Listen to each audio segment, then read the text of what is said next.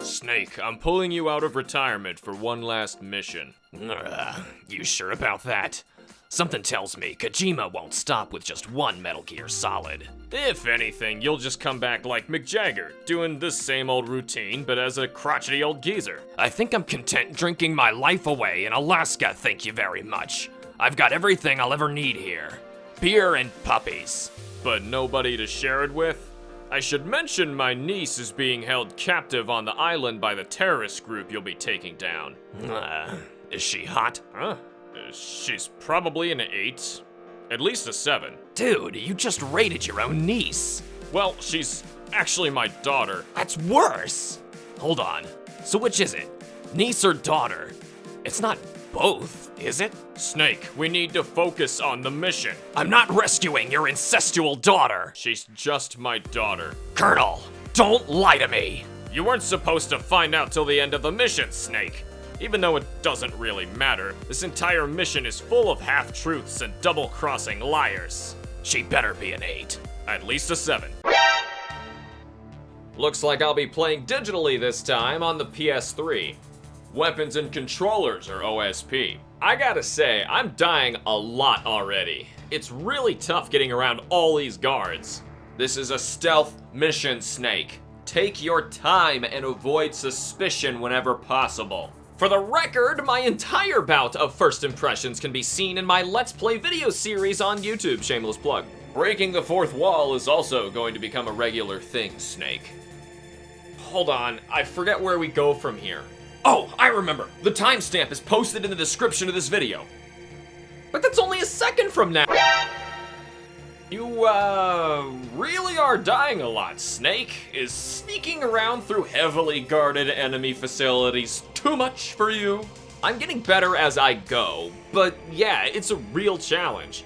Maybe it's the camera being too close to let me see enough of the area. Maybe it's the rigid controls. And maybe you're just a whiny little snaky poo. Some things do bother me, like needing to swap items out of your weapon slots just to open doors or equip things like the gas mask or infrared goggles. But Snake, you can't carry more than one thing at once. How many arms do you think you have? Though I do like how I can freeze time by swapping my equipment. Also, the stealth and enemy movements do get much more engaging once you understand the basics of how they work. So you think you're up for the challenge of the mission? I'm actually having fun planning out when to backtrack with higher level key cards and strategizing my way around the facility. Boss fights are pretty tough, but they're at a great difficulty level. It's hard enough to make you want to really push through to taste that sweet, satisfying victory. You taste my sweet, satisfying niece yet? Dude, that is so gross. This game got a remake on the GameCube, and honestly, I still prefer the old polys and the animated painting codec characters. What is that, some nostalgia bias coming through? No, if anything, I saw the GameCube one first. I never owned a Sony console until the PS3. The charm just isn't there in the GameCube release, among many other things. Not going there, I do agree this game looks great for what it is. I actually think this is my favorite looking codec in any Metal Gear Solid game. And the characters and environments are just detailed enough to feel real and alive, as well as dark and gritty, fitting the tone of the game. So yeah, it's a PS1 game, but it's absolutely charming with its effort to stand out from the colorful crowd competitors were creating. Man, the GameCube release just takes a big steamy dump on this game. It also made the game insanely easy by porting the Metal Gear Solid 2 controls and soiled the intense narrative with unnecessary over-the-top Matrix-style action sequences. Speaking of the narrative, it's absolutely amazing. Really? So even my critical side loves this story. It's just interesting enough to keep me glued to the game, eager to uncover more.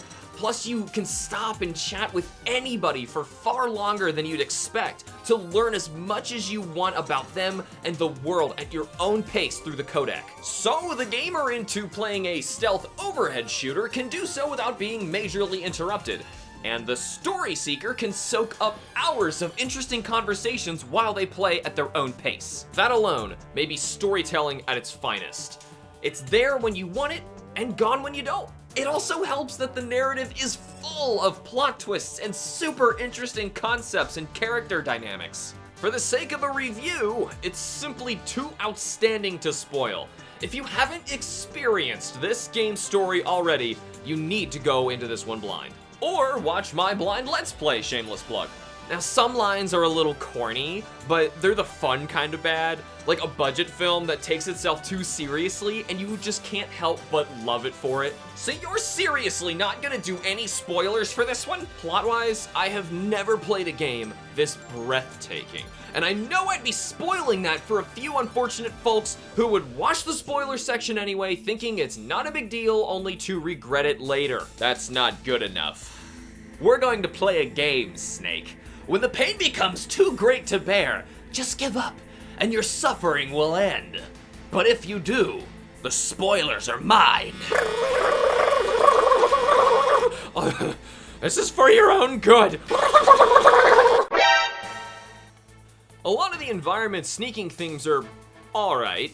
I mean, nothing stands out too much, honestly, other than the encounter theme. But that encounter theme is amazing.